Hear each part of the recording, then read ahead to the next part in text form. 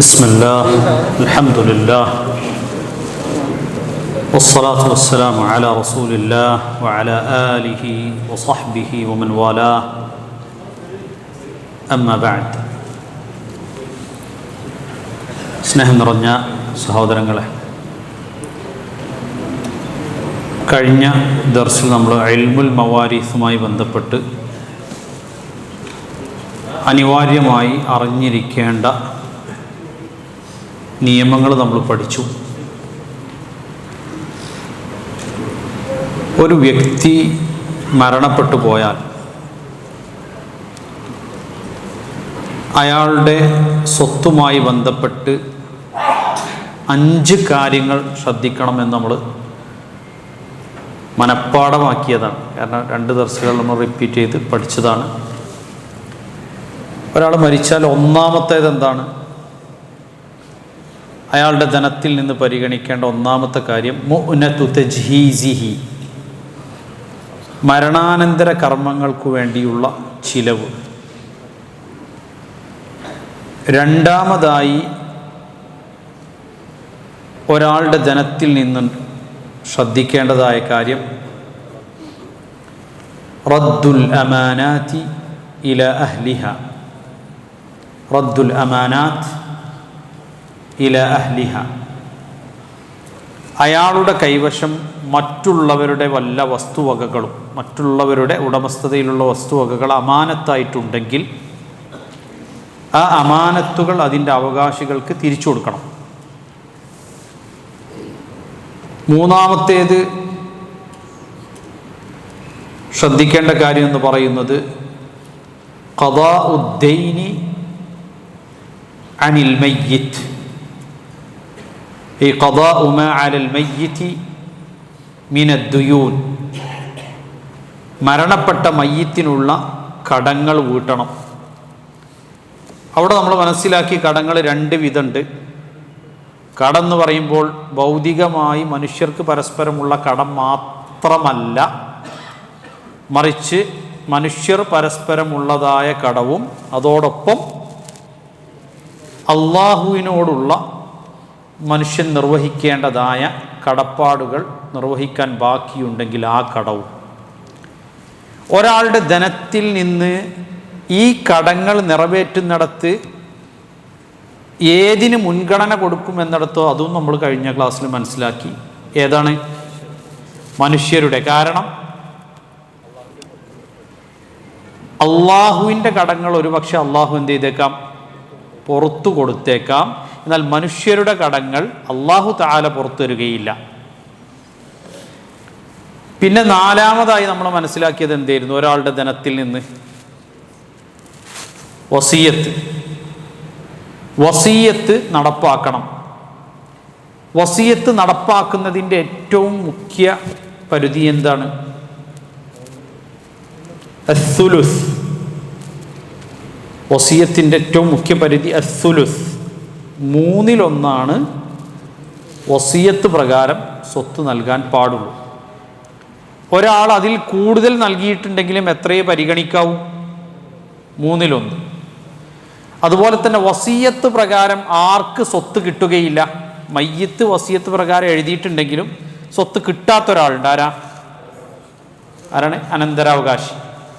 കാരണം നബി സല്ലല്ലാഹു അലൈഹി വസല്ലം പറഞ്ഞു, ഇന്നല്ലാഹ അഅതാ ലികുല്ലി ദീ ഹഖ്ഖിൻ ഹഖ്ഖഹു ഫലാ വസിയ്യത ലിവാരിസിൻ, ഫലാ വസിയ്യത ലിവാരിസിൻ. ഓരോരുത്തർക്കുമുള്ള ഹക്ക് അല്ലാഹു നിർണയിച്ചു കൊടുത്തിട്ടുണ്ട്. അതുകൊണ്ട് വസിയത്ത് പ്രകാരം അനന്തരാവകാശിക്ക് സ്വത്തില്ല. 5-മത്തെ കാര്യമാണെന്ത്? തൗസീഉ തരിക, അയാൾ വിട്ടേച്ചു പോയ സ്വത്ത് അത് നമ്മൾ വീതിക്കുക എന്നുള്ളത്, ശർഈയായ മാനദണ്ഡ പ്രകാരം വീതിക്കുക എന്നുള്ളത്. ഇന്ന് നമ്മൾ ചെറിയ രൂപത്തിൽ ഇങ്ങനെ കുറച്ച് കണക്കുകൾ നോക്കുകയാണ്. ആണെങ്കിൽ 1, 2, 3 ഉദാഹരണങ്ങൾ നമുക്ക് എടുത്തിട്ട് അത് വീതം വെച്ച് നോക്കാം. അപ്പോൾ ഇത് ക്ലാസ്സിൽ ഈ ഒരു തർബിയത്ത് ക്യാമ്പിലും കൂടി ആവർത്തിക്കണം. അതായത് ആളുകൾക്കത് മനസ്സിൽ നിൽക്കാൻ വേണ്ടിയിട്ട് എന്ന് പറഞ്ഞതുകൊണ്ടാണ് നമ്മൾ ഈ വിഷയം തന്നെ തിരഞ്ഞെടുത്തത്. ചെറിയ രൂപത്തിൽ കഴിഞ്ഞ ക്ലാസ്സിൽ നമ്മൾ എന്ത് ചെയ്തിരുന്നു? ഇത് പരാമർശിച്ചിരുന്നു. ഇപ്പോൾ ബോർഡിലേക്ക് നോക്കിയാൽ ഇതിനാണ് എന്ത് പറയുക? ഇതിനാണ് മസ്അല എന്ന് പറയാം. എന്താണ് അവിടെ എഴുതിയിട്ടുള്ളത്?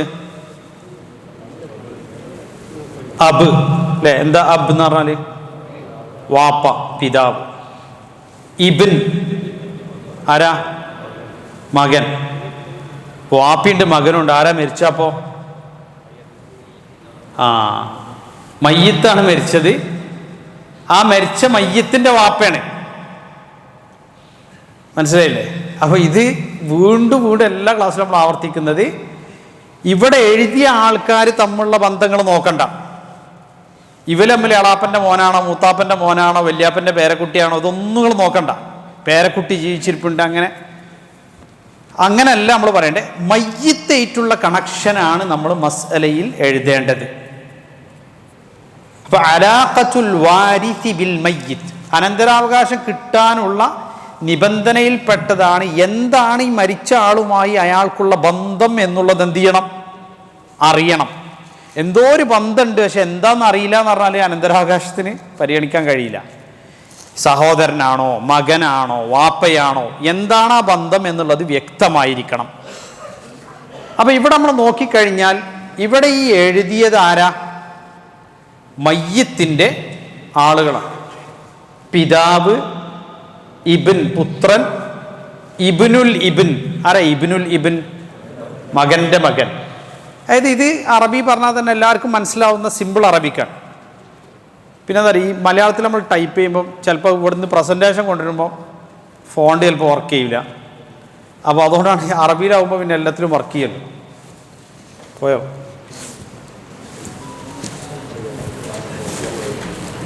സ്ക്രീൻ പോയത് ഇവിടെ വർക്കിംഗ്. ഓക്കെ. നാലാമത്തത് ഭർത്താവ്. അപ്പൊ ഇവിടെ എന്താ വല്യാപ്പല്ലാത്തത്? ഇവിടെ എന്താ വല്യമ്മ ഇല്ലാത്തത്? ഇവിടെ എന്താ ഉമ്മ ഇല്ലാത്തത്? ഉള്ള ആൾക്കാരെ നമ്മൾ മസാലയിൽ എഴുതുള്ളൂ. അപ്പം ഇല്ലാത്തത് എന്ന് പറഞ്ഞ ചോദ്യമില്ല. ഉള്ള ആളുകളെ നമ്മൾ എന്ത് ചെയ്യുള്ളൂ? എഴുതുള്ളൂ. മരിച്ചുപോയ ആൾക്കാരെ നമ്മളിപ്പോൾ എഴുതേണ്ട ആവശ്യമില്ലല്ലോ. അപ്പം ഇതാണ് ഒരു അനന്തരാവകാശത്തിൻ്റെ മസ്അല. ഇതിൽ നമ്മളിങ്ങനെ നോക്കിയാൽ ആദ്യം നമ്മൾ അനന്തരാവകാശം തടയപ്പെടുന്ന ആരെങ്കിലും ഉണ്ടോ നോക്കുക. എന്നാൽ പിന്നെ ഓല കട്ട് ചെയ്താൽ ബാക്കി എന്ത് ചെയ്താൽ മതി? ബാക്കിയുള്ളവർക്ക് വിധിച്ചു കൊടുത്താൽ മതി. ഇതിൽ തടയപ്പെടുന്ന ആരാ ഉള്ളത്? ആരാണ്? മകന്റെ മകൻ, ഇബ്നുൽ ഇബിൻ. തടയപ്പെടാനുള്ള കാരണം മകനുള്ളത് കൊണ്ട്. അപ്പൊ നമ്മൾ മനസ്സിലാക്കിയിട്ടുണ്ട്, മക്കൾ എന്ന ഗണത്തിൽ പ്രത്യേകിച്ചും ആണുങ്ങളിൽ മുകളിലുള്ള ലെവലിലുള്ള ആളുണ്ടെങ്കിൽ അതിനേക്കാൾ താഴെയുള്ള ലെവലിലുള്ള ആൾക്ക് സ്വത്ത് കിട്ടൂല. അപ്പോൾ നമുക്ക് ഈസി ആയിട്ട് നമ്മൾ ഇവിടെ ഈ ഇബ്നുൽ ഇബിനാണ് നമ്മൾ കട്ട് ചെയ്യേണ്ടത്. അപ്പോൾ നമ്മൾ വാപ്പക്ക് ഇവിടെ എത്ര ഉണ്ടാവും? മരണപ്പെട്ട മയ്യത്തിന് മക്കളുണ്ടെങ്കിൽ വാപ്പക്ക് 6/1. വാപ്പക്ക് എത്ര? 6/1. മകന് നിർണിതമായ ഓഹരില്ല, അസബയാണ്. എന്താണ് അസബ എന്നുള്ള കഴിഞ്ഞ ക്ലാസ്സിൽ വരാത്ത ആൾക്കാർക്ക് വേണ്ടി പറയാണ്. നിർണിത ഓഹരിക്കാർക്ക് സ്വത്ത് കൊടുത്തതിന് ശേഷം ബാക്കിയുള്ള സ്വത്ത് കിട്ടണോലാരാണ്? അസബ അല്ലേ? അവരാണ് അസബ. അപ്പോൾ ഇബിന് ഇവിടെ അസബയാണ്. ഇബ്നുൽ ഇബിന് എന്തില്ല? സ്വത്തില്ല. ആരാണ് ഇബ്നുൽ ഇബിനെ തടഞ്ഞത്? ഇബിന്, അതായത് മകനുള്ളതുകൊണ്ട്. ഇനി ഭർത്താവിന് 4/1. ഭർത്താവിന് 2 ഓരിയുള്ളത്, ഒന്നുകിൽ 4/1 അല്ലെങ്കിൽ 8/1. അതിനുള്ള മാനദണ്ഡം എന്താ? മരിച്ച മയ്യത്തിന് കുട്ടികളുണ്ടോ എന്നുള്ളതാണ്. കുട്ടികളുണ്ടോ? 4/1. ഭർത്താവാണെങ്കിൽ 4/1 അല്ലെങ്കിൽ പകുതി. അപ്പൊ കുട്ടികളുണ്ടെങ്കിൽ 4/1. ഭാര്യയാണെങ്കിലോ 4/1 അല്ലെങ്കിൽ 8/1. കുട്ടികളുണ്ടെങ്കിൽ 8/1, കുട്ടികളില്ലെങ്കിൽ 4/1. അപ്പൊ ഇവിടെ ഭർത്താവിന് 4/1. ഇത് കണക്ക് ചെയ്യാൻ എളുപ്പമാണ്. 6ഉം 4ഉം ഹരിക്കാൻ പറ്റുന്ന ഏറ്റവും ചെറിയ സംഖ്യയാണ് ഏത്? ലോവസ്റ്റ് കോമൺ മൾട്ടിപ്പിൾ 4, 6 രണ്ടും മൾട്ടിപ്ലൈ ചെയ്യാൻ പറ്റുന്നത് 12 അല്ലേ? ഈ 12ൽ 12 ഹരിക്കണം 6, 2, 2 ഗുണിക്കണം 1, 2. അപ്പോൾ അവിടെ 6/1 എന്ന് പറയുമ്പോൾ എത്രയാണ്? 12ൽ 6/1 2. പിന്നെ 4 പറഞ്ഞാൽ എത്ര? 12 എത്ര 4 ഉണ്ട്? 3 4 അല്ലേ? 3 ഗുണിക്കണം 1 3. 2ഉം 3ഉം 5. 12 5 പോയാൽ ബാക്കി എത്ര ഉണ്ട്? 7. അതാണ് മകന്. അപ്പൊ ബാക്കി എത്ര മൂപ്പര് കിട്ടും? ക്ലിയർ? ഇതാണ് ഒരു കണക്ക്. ഇതേപോലെയാണ് നമ്മൾ കണക്ക് ചെയ്യുക. ഇത് എഴുതുന്ന രൂപം നിങ്ങൾ നോക്കി വെച്ചാൽ മതി. ഇതേപോലെ ചെയ്താൽ നിങ്ങൾക്ക് എളുപ്പത്തിൽ ചെയ്യാൻ പറ്റും. ഇപ്പോ ഇവിടെ ആരൊക്കെ ഉള്ളത്? വാപ്പ, ഉമ്മ. അപ്പൊ വാപ്പ മരിച്ചു എന്ന് പറയരുത്, മരിച്ചു അല്ലേ? പിന്നെ ആ മരിച്ച മയ്യത്തിന്റെ ആരുണ്ട്? വാപ്പ, ഉമ്മ, മകൾ. അപ്പൊ ഇവിടെ എന്താ മകനില്ലാത്തത്? മകനില്ലാത്തോണ്ട്. അപ്പൊ മകനില്ല. അപ്പൊ ഇവിടെ ആരേ ഉള്ളൂ? മരിച്ച മയ്യത്തിന് അനന്തരാവകാശികളായിട്ട് ആരാ ഉള്ളത്? വാപ്പ, ഉമ്മ, മകൾ. ഈ മസലയില് വാപ്പക്ക് എത്ര ഉണ്ടാവും? മരിച്ച മയ്യത്തിന് മക്കളുണ്ടെങ്കിൽ വാപ്പക്ക് എത്ര നേരത്തെ കൊടുത്ത്? 6-1. അപ്പൊ വാപ്പക്ക് 6-1 ഉണ്ടാവും. പിന്നെ ഇവിടെ വേറെ ആണുങ്ങൾ, അതായത് മകൻ എന്ന ഗണത്തിൽ ആണുങ്ങൾ ഇല്ലാത്തത് കൊണ്ട് ബാക്കി വല്ലതുണ്ടെങ്കിൽ അതുണ്ടാവും. അതിനാണ് നമ്മൾ പറയാ 6-1 അസബയും ആരാണ്? വാപ്പയാണ്. കാരണം ഇവിടെ ആൺതരി ഇല്ല, മക്കൾ ഗണത്തിൽ ആൺതരി ഇല്ല. അപ്പൊ ഇവിടെ വാപ്പക്ക് 6-1 പ്ലസ് അസബ. അപ്പൊ എന്താ ഈ പ്ലസ് അസബ എന്ന് പറഞ്ഞാൽ എന്താ? ബാക്കിയുള്ള സ്വത്തുണ്ടെങ്കിൽ അത് കിട്ടുന്നത് ഈ വാപ്പക്കായിരിക്കും. ഉമ്മക്ക് 2 ഓഹരിയുള്ളത്. ഒന്ന് മക്കളില്ലേ, മരിച്ച മയ്യത്തിന് മക്കളില്ലെങ്കിൽ ഉമ്മക്ക് 3-1 കിട്ടും. മക്കളോ സഹോദരങ്ങളോ ഇല്ലെങ്കിൽ. മക്കളോ സഹോദരങ്ങളോ ഉണ്ടെങ്കിൽ, സഹോദരങ്ങൾ എന്ന് പറഞ്ഞാൽ 1-ൽ കൂടുതൽ സഹോദരങ്ങളോ ഉണ്ടെങ്കിൽ ഉമ്മക്ക് എത്ര കിട്ടുക? പിന്നെ 6-1 കിട്ടുക. അപ്പൊ ഇവിടെ ഈ മകളുള്ളത് കൊണ്ട് ഉമ്മക്ക് എത്രയായി? 6-1. ഇനി മകൾ ഒരു മകളാണെങ്കിൽ പകുതി സ്വത്ത്, നിസ്ഫ്. فإن كانت واحدة فلها النصف. അതൊരു പെൺകുട്ടി മാത്രമാണെങ്കിൽ അവൾക്ക് പകുതി സ്വത്ത് കിട്ടും, നിസ്ഫ്. 1-ൽ കൂടുതൽ പെൺകുട്ടികൾ ഉണ്ടെങ്കിൽ അവർക്ക് 3-2 കിട്ടും. ഇനി പെൺകുട്ടികളോ ആൺകുട്ടികളോ ഉണ്ടെങ്കിൽ അവർ രണ്ടാളും കൂടി അസബയായി മാറും. നിർണീത ഓഹരി കൊടുത്ത ശേഷം ബാക്കിയുള്ളത് ആണിന് പെണ്ണിന്റെ ഇരട്ടി എന്നുള്ള രൂപത്തിൽ ഓരി വെക്കും. ഒന്നുകൂടെ പറയാം. ഒറ്റ പെൺകുട്ടി ഉള്ളെങ്കിൽ എത്ര? പകുതി. 1-ൽ കൂടുതൽ പെൺകുട്ടികൾ ഉണ്ടെങ്കിൽ 3-2. പെൺകുട്ടിയും ആൺകുട്ടി ഉണ്ടെങ്കിൽ അസബയായി മാറും. എന്ന് പറഞ്ഞാൽ അവർക്ക് നമ്മൾ ആദ്യം കൊടുക്കൂല, ആദ്യം നിർണീത ഓഹരിക്കാർക്ക് കൊടുത്തിട്ട് ബാക്കിയുള്ളത് ആണിന് പെണ്ണിന്റെ ഇരട്ടി എന്നുള്ള രൂപത്തിൽ നമ്മൾ ഓരി വെക്കും. അപ്പൊ ഇവിടെ പെൺകുട്ടി ഒരൊറ്റ പെൺകുട്ടി ആയതുകൊണ്ട് പകുതി സ്വത്ത്. ഇനി നമ്മൾ ഇവിടെ നോക്കേണ്ടത്, ഇവിടെ ഉള്ളത് 6 6 2. ഇത് ഹരിച്ചാൽ പോകുന്ന ഏറ്റവും ചെറിയ സംഖ്യ 6 തന്നെയാണ് അല്ലേ? 6ഉം 2ഉം ഹരിക്കാൻ പറ്റിയ ഏറ്റവും ചെറിയ സംഖ്യ ഏതാ? 6. അപ്പൊ 6-ൽ നിന്ന് 1 എന്ന് പറയുമ്പോൾ 1, 6-ൽ 1 എന്ന് പറയുമ്പോൾ വീണ്ടും നമ്മൾ 1 കൊടുത്ത് ബാക്കി എത്ര ഉണ്ടാവും? 3 അല്ലേ? അപ്പൊ എത്രയായി? 2ഉം 3ഉം 5. അപ്പം ബാക്കി ആർക്കാണ്? ആൺമക്കളില്ല പെൺമക്കളുണ്ട് എന്നാണെങ്കിൽ 1/6 പ്ലസ് ബാക്കി ആർക്ക് പോവും? വാപ്പക്ക്. അപ്പൊ വാപ്പക്ക് ഇവിടെ എത്ര കിട്ടും? 2 കിട്ടും അല്ലേ? അപ്പൊ 1 പ്ലസ് 1 കിട്ടും. അപ്പൊ 1 വന്നത് നിർണീത ഓഹരിന്നും 1 വന്നത് അസബയായും. ക്ലിയർ അല്ലേ? ഓക്കെ. ഇനി അടുത്തത് നമ്മൾ നോക്കാം. മയ്യിത്ത് മരിച്ചു. ഈ മരിച്ച മയ്യിത്ത് ആണാണോ പെണ്ണാണോ?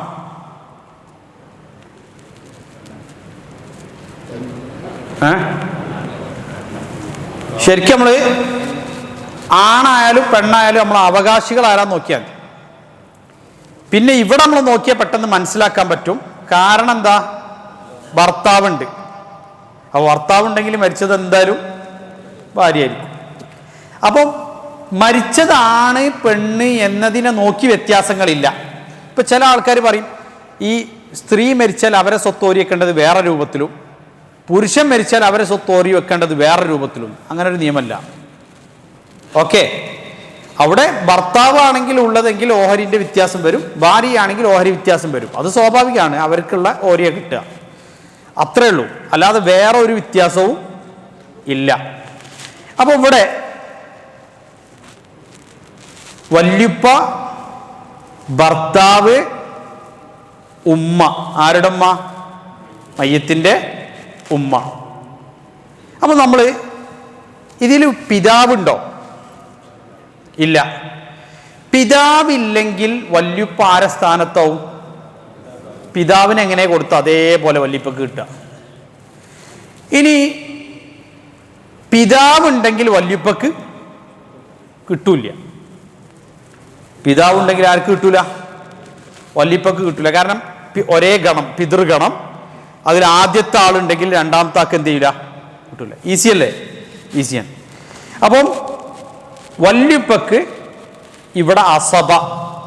എന്തുകൊണ്ടാണ് നമ്മളിവിടെ ഈ വല്യുപ്പനെ, വല്യുപ്പാവട്ടെ വാപ്പാവട്ടെ, നമ്മളിവിടെ അസബ എന്ന് മാത്രം പറയാനുള്ള കാരണം എന്താ? എന്തുകൊണ്ട് ഈ 6-1 എന്നുള്ളത് ഇവിടെ വരാതെന്നത്? Very good. മക്കള് ഇല്ല. മക്കളുള്ള ഘട്ടത്തിൽ തന്നെ പെൺകുട്ടി മാത്രമാണ് ഉള്ളതെങ്കിൽ, അല്ലെങ്കിൽ പെൺകുട്ടികളാണ് ഉള്ളതെങ്കിലാണ് 1/6 പ്ലസ് അസബ വരിക. കാരണം വേറെ ആണില്ലല്ലോ അസബ ആവാനുള്ളേ. ബാക്കി സ്വത്ത് ഏറ്റെടുക്കാനുള്ള ആണവിടെ ഇല്ലാത്തത് കൊണ്ട് 6-1 പിന്നെ ബാക്കി ഏറ്റെടുക്കുന്ന ആളുമായിട്ട് ആര് മാറും? വാപ്പ മാറും. എന്നാൽ ഇവിടെ ഇതിൽ ഇനി ആൺകുട്ടികളുണ്ടെങ്കിലോ വാപ്പക്ക് 6-1 മാത്രമായിരിക്കും. വാപ്പക്ക് കിട്ടാത്ത സാഹചര്യം വരൂല. ആൺകുട്ടികളുണ്ടെങ്കിൽ വാപ്പക്ക് 6-1 മാത്രമേ. അപ്പൊ ഇവിടെ ആൺകുട്ടികളും ഇല്ല പെൺകുട്ടികളും ഇല്ല. അപ്പോൾ വാപ്പാര അസബ എന്ന് പറഞ്ഞാൽ ബാക്കി സ്വത്ത് കിട്ടുന്നു. ഭർത്താവിന് പകുതി സ്വത്ത്. കാരണം ഇങ്ങനെ അതിന്റെ കാരണം നമ്മൾ അതിന്റെ കൂടെ പറഞ്ഞാൽ നമുക്ക് മനസ്സിൽ നിൽക്കും. മക്കളില്ലാത്തത് കൊണ്ട് ഭർത്താവിന് പകുതി. ഈ മക്കളുണ്ടെങ്കിൽ ഭർത്താവിന് എത്ര നിങ്ങൾ കൊടുക്കുക? മക്കളുണ്ടെങ്കിൽ 1/4, 4-1. അപ്പൊ ഇവിടെ മക്കളില്ലാത്തത് കൊണ്ട് പകുതി എടുത്തു. ഉമ്മക്ക് 3-1. എന്തുകൊണ്ടാണ് ഉമ്മക്ക് 3-1 ആയത്? മക്കളില്ല, സഹോദരങ്ങളും ഇല്ല, ഒന്നിൽ കൂടുതൽ സഹോദരങ്ങളും ഇല്ല. അപ്പൊ ഉമ്മക്ക് എന്തായി? 3-1. ക്ലിയർ? ഇനി 2ഉം 3ഉം ഹരിക്കാൻ പറ്റുന്ന ഏറ്റവും ചെറിയ സംഖ്യ 6 അല്ലേ? അപ്പൊ 6-ൽ നിന്ന് വാപ്പൻ്റെത് അവിടെ നിൽക്കട്ടെ, അല്ലെങ്കിൽ വാപ്പ അല്ലെങ്കിൽ വല്യാപ്പ അവിടെ നിൽക്കട്ടെ അല്ലേ? ഭർത്താവിന് പകുതി കൊടുക്കണം. 6ന്റെ പകുതി എത്ര? 3. ഓക്കെ. ഉമ്മക്ക് 3-1 എന്ന് പറയുമ്പോൾ 6-ൽ 3 2 തവണ 2 ഗുണിക്കണം 1 2. അപ്പം 2 അല്ലേ? ബാക്കി വാപ്പക്ക് എത്ര ഉണ്ടാവും? 1 ഉണ്ടാകും. ഇനി ഈ മസ്അലയിൽ ഇവിടെ നിങ്ങൾ നോക്കിയാൽ കാണാൻ പറ്റും, ഉമ്മക്ക് വാപ്പയേക്കാൾ കൂടുതൽ സ്വത്ത് വരുന്നത് കൊണ്ട് ഇവിടെ അതിൽ പണ്ഡിതന്മാർ പറഞ്ഞു, സ്വഹാബാക്കളിൽ നിന്ന് തന്നെ റിപ്പോർട്ട് ചെയ്യപ്പെട്ടു, നമ്മൾ എങ്ങനെ ഇത് ചെയ്യാന്ന് വിചാരിച്ചാൽ ആദ്യം ആരുത് കൊടുക്കും? ഭർത്താവിൻ്റെ കൊടുത്തിട്ട് ബാക്കിയുള്ളതിൻ്റെ 3-1 ആർക്ക് കിട്ടുക? ഉമ്മക്ക്. ഭർത്താവിൻ്റേത് കൊടുത്ത് ബാക്കിയുള്ളതിൻ്റെ, അപ്പോൾ വാപ്പക്ക് 2ഉം ഉമ്മക്ക് 1. ഇതൊരു വ്യത്യസ്തമായ മസല. ഓക്കെ. അതായത് ഇവിടെ ഉമ്മക്ക് വാപ്പൻ്റെക്കാൾ കൂടുതൽ, ഇത് ജദ്ദാണ്. വല്യുപ്പാണെങ്കിൽ ഇതേപോലെ തന്നെയാണ്. വല്യുപ്പക്ക് 1, വ്യത്യാസമില്ല. ഇതേ മസാല ജദ് എന്നുള്ളത് മാറ്റിയിട്ട് വാപ്പയാണെങ്കിൽ നമ്മൾ ചെയ്യുക. കാരണം ഒരേ കാറ്റഗറി വരുന്നല്ലേ ഉമ്മയും വാപ്പയും. അതിൽ ഉമ്മക്ക് വാപ്പനേക്കാൾ സ്വത്ത് എന്ത് ചെയ്യൂല? വരൂല. അതുകൊണ്ട് ഈ ഭർത്താവിനുള്ള സ്വത്ത് കൊടുത്ത ശേഷമുള്ള 3-1 ആർക്ക് ലഭിക്കുക? ഉമ്മക്ക് ലഭിക്കുക എന്നർത്ഥം. ഇനി ആരൊക്കെ ഇവിടെ ഉള്ളത്? സൗജ, അതേപോലെ തന്നെ ഉമ്മ്, ജദ്ദ, ഇബ്ന്. അപ്പൊ ആരൊക്കെ? ഭാര്യ, ഉമ്മ, വല്ലിമ്മ, ഇബ്നാര, മകൻ. ഇതിലാരാ സ്വത്ത് തടയപ്പെടുന്ന ആരെങ്കിലും ഉണ്ടോ? ആരാ? ആരുല്ലേ? വല്ലിമ്മ. എന്തുകൊണ്ടാണ് വല്ലിമ്മക്ക് സ്വത്ത് തടയപ്പെടുന്നത്? ഉമ്മ ഉള്ളതുകൊണ്ട് വല്ലിമ്മക്ക് സ്വത്ത് ലഭിക്കുന്നില്ല. അപ്പൊ ഇവിടെ ഭാര്യക്ക് എത്ര ഉണ്ടാവും? മക്കളുണ്ട്, ശ്രദ്ധിക്കണം, മക്കളുണ്ട്. അപ്പൊ ഭാര്യക്ക് എത്ര ഉണ്ടാവും? 8/1. Very good. ഉമ്മക്ക് എത്ര ഉണ്ടാവും? മക്കളുണ്ട്, 6/1. മാഷാ, അപ്പൊ കുറെ ആൾക്കാർ പഠിച്ചിന്. അതൊന്നുമില്ല, ഉപകാരമുണ്ട്. ഓക്കെ. വല്ലിമ്മക്ക് ഇല്ല, വെട്ടി. ആ വെട്ടി അതിന്റെ കൂടെ നമ്മൾ എപ്പോഴും കാരണം പറയാ. ആരുള്ളോണ്ട്? ഉമ്മ ഉള്ളോണ്ട്. ഇനി മകൻ എത്ര ഉണ്ടാവും? ബാക്കി ഉണ്ടാവും. അതായത് അസബയാണ് മകൻ. മകൻ എപ്പോഴും അസബയുള്ളൂ. ഇനി നമ്മൾ ഇത് ഓരി വെച്ചാൽ 8ഉം 6ഉം ഹരിച്ചാൽ പോകുന്ന ഏറ്റവും ചെറിയ സംഖ്യ 24. അപ്പൊ 24 8/1 എന്ന് പറയുമ്പോ എത്രയാണ്? 3 8 24. അപ്പം 3 അല്ലെ? 3 ഗുണിക്കണം എന്ന് പറയുമ്പോ 3. 6 4 24. 4 ഗുണിക്കണം 1 4. അപ്പം 4. വല്യമ്മക്ക് ഇല്ല. അപ്പം 24-ന് 7 പോയാൽ ബാക്കി എത്ര ഉണ്ട്? 17. ആർക്കുണ്ടാവും? മകനുണ്ടാവും. ക്ലിയർ ആയോ? ഓക്കെ.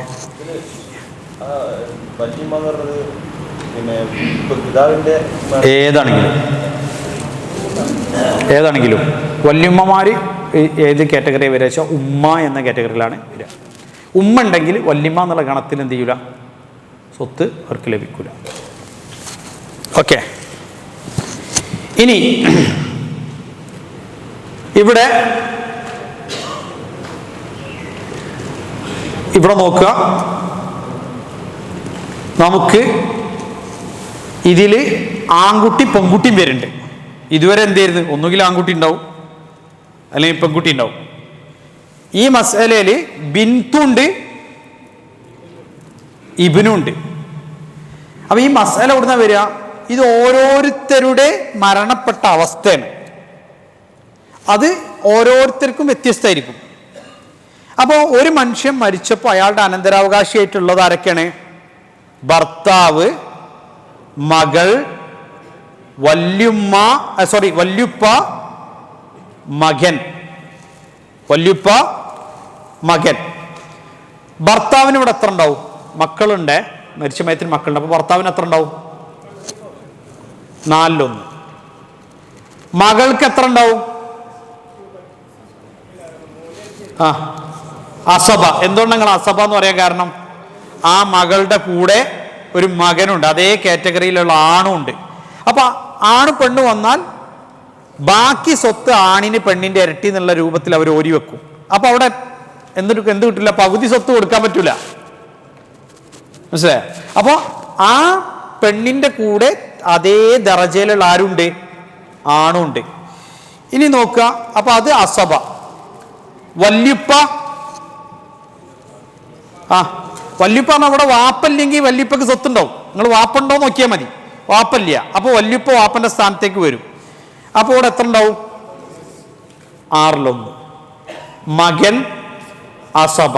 ഇനി നമുക്ക് ഇത് ചെയ്തു നോക്കട്ടെ. ഇത് കണക്ക് ചെയ്യുന്ന രൂപമാണ്, എളുപ്പമാണ്. 4ഉം 6ഉം ഹരിച്ചാൽ പോകുന്ന ഏറ്റവും ചെറിയ സംഖ്യ 12. 12-ൽ 4 എത്ര ഉണ്ട്? 3 4 12 അല്ലേ? അപ്പം 3 ഓരി എവിടെ കൊടുത്തു? പിന്നെ 6 എത്ര ഉണ്ട്? 12-ൽ 2 6 12. അപ്പം 2 വല്യുപ്പക്കും കൊടുത്തു. ബാക്കി എത്ര ഉണ്ട്? 7. ഈ 7-ന് നമ്മൾ എത്ര ഓരിയാക്കണം? 3 ഓരിയാക്കണം. Very good. 7-ന് എത്ര ഓരിയാക്കണം? അപ്പൊ ചില ആൾക്കാരെങ്ങനെ ചിന്തിക്കണ്ടാവും, എവിടുന്ന ഈ 3 ഓരി വന്നത്?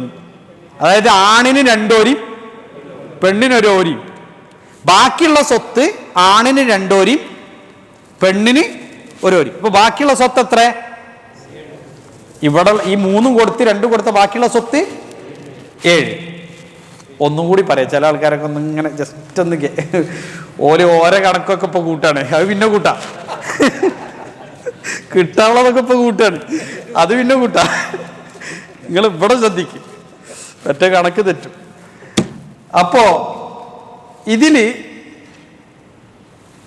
ഭർത്താവിന് 4/1, കാരണം മക്കളുള്ളോണ്ട്. പെൺകുട്ടിയും ആൺകുട്ടി അസബ, അതായത് ബാക്കിയുള്ള സ്വത്താണ് ഓൽക്കുള്ളത്, ഒപ്പം പറയാനായിട്ടില്ല. വല്യുപ്പക്ക് 6/1, മക്കളുള്ളോണ്ട് 6/1. അപ്പൊ നമ്മൾ ഈ 4ഉം 6ഉം ഹരിച്ചാൽ പോകുന്ന ഏറ്റവും ചെറിയ സംഖ്യ എന്താ? 12. 12ന്ന് 4/1 എന്ന് പറയുമ്പോൾ 3 ഓരി. 12 ഓരിന്ന് 6/1 എന്ന് പറയുമ്പോ എത്ര? 6/1 പറയുമ്പോ 2 അല്ലേ? അപ്പം മൊത്തം 5 ഓരി കൊടുത്തു കഴിഞ്ഞു. ഇനി 7 ഓരി ബാക്കിയുണ്ട്. ഈ 7 ഓരിനെ ആൺകുട്ടിക്കും പെൺകുട്ടിക്കുമായിട്ട് വിഹിതം വെക്കണം. അവിടെ ആണിന് പെണ്ണിന്റെ ഇരട്ടി എന്നുള്ള എന്നുള്ളതാണ് നിയമം. അപ്പൊ ആ നിയമത്തെ നമ്മൾ എങ്ങനെയാണ് ഓരി വെക്കുക? നമ്മൾ എന്ത് ചെയ്യുക? ഓഹരിന്റെ എണ്ണം കണക്കെടുക്കുക. എളുപ്പമാണ്. ആൺകുട്ടിക്ക് 2 ഓരി, പെൺകുട്ടിക്ക് 1 ഓരി. അപ്പൊ എത്ര ഓരിന്റെ ടോട്ടല്? 3 ഓരി.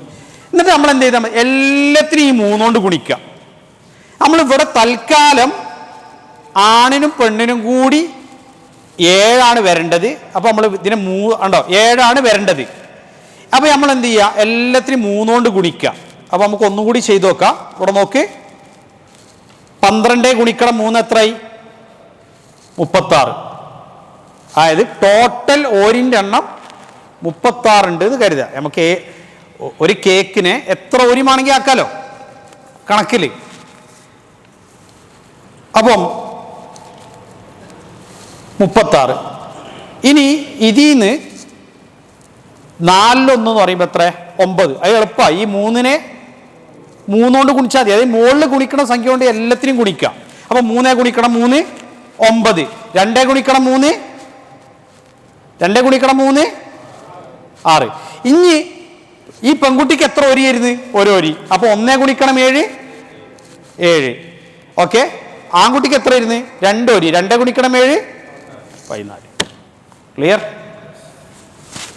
കൊടുത്തു കഴിഞ്ഞു. അവിടെ ഒന്നും എന്തുണ്ടാവില്ല, ബാക്കി ഉണ്ടാവില്ല. എളുപ്പമാണ്. അപ്പോൾ ഇവിടെ നമ്മൾ ആ 7 ഓരി 21 ഓരിയായി. ആ 21 ഓരിയിൽ 14 ഓരി ആൺകുട്ടിക്കും 7 ഓരി പെൺകുട്ടിക്കും പോയി എന്നർത്ഥം. ഓക്കെ. മൈക്കും ഷോക്ക് അടിക്കുന്നുണ്ട്, കമ്പ്യൂട്ടർ ഷോക്ക് അടിക്കുന്നുണ്ട്. ഞാൻ അതോ അങ്ങനെ മിണ്ടാതൊക്കെയാണെങ്കിൽ നിങ്ങൾ ഓടി, കാരണം ഇതിലൊക്കെ ഷോക്കുണ്ട്. നമുക്ക് ഒരു ചോദ്യം ചോദിക്കാം കേട്ടോ. നമ്മൾ ഇത് എടുത്തത് തന്നെ. അപ്പോൾ ആരത് ചെയ്യാം? ഈ കണക്ക് എളുപ്പമാണ്. നമ്മളിപ്പോൾ പഠിച്ച നമ്മൾ എടുത്തതാ, എടുക്കാത്തല്ല. ആ മജീദ് കെ ആദ്യം ഇങ്ങനെ പറഞ്ഞോ വാപ്പ. ആ ഇതിൽ മകൻ്റെ മകന് ഇല്ല. Very good. പിന്നെ വാപ്പക്ക് 6/1. Very good. ആ മകൻ എന്താണ്? അസബ. ഓക്കെ. ഭർത്താവ് 1/4, കാരണം മരിച്ച മയ്യത്തിന് മകനുള്ളതുകൊണ്ട്. ഓക്കെ. ഇനി കണക്ക് 12. 12 അല്ലേ? 12ൽ ഇത് കൊടുത്തു. അടുത്ത ആരാ ചെയ്യാ? വേറൊരാള്.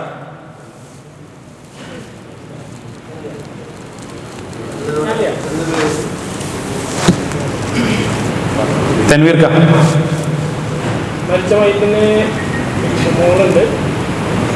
ആ അനന്തരാവകാശികൾ ആരൊക്കെ ഉള്ളത്?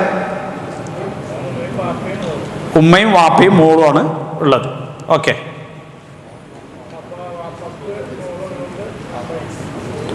ആ വാപ്പക്ക് ഈ മോളുള്ള കാരണം കൊണ്ട് 1/6, ഉമ്മാക്ക് 1/6, ആ ഉമ്മക്ക് 1/2 പകുതി അല്ലേ? ആ അപ്പോൾ ഇവിടെ അസബ ആരാണ്?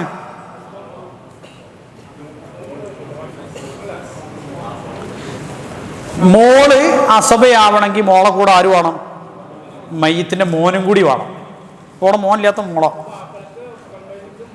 Very good. വാപ്പക്ക് 1/6 പ്ലസ് അസബ. അൽഹംദുലില്ലാ. ഉമ്മക്ക് എത്ര? അല്ല, ഉമ്മക്ക് നിങ്ങൾ നേരത്തെ പറഞ്ഞ കറക്റ്റ്. 1/6 1/2 അല്ലേ? ഓക്കെ.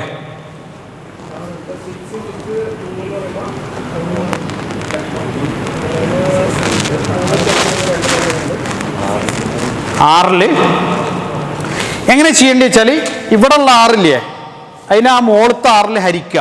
അപ്പോൾ 6 എത്ര 6 1. എന്നിട്ട് ഇവിടെ ഉള്ള 1 കൊണ്ട് ഗുണിക്കുക. അപ്പം 1 ഗുണിക്കണം 1 1. ഓക്കെ, താഴെ 1, പിന്നെ 3. ഇനി വാപ്പക്ക് പ്ലസ് അസബുള്ളതുകൊണ്ട് ബാക്കിയുള്ള 1 ആർക്ക് പോകും? വാപ്പക്ക്. ടൈം കഴിഞ്ഞിട്ടൊന്നുമില്ലേ? കഴിഞ്ഞില്ല.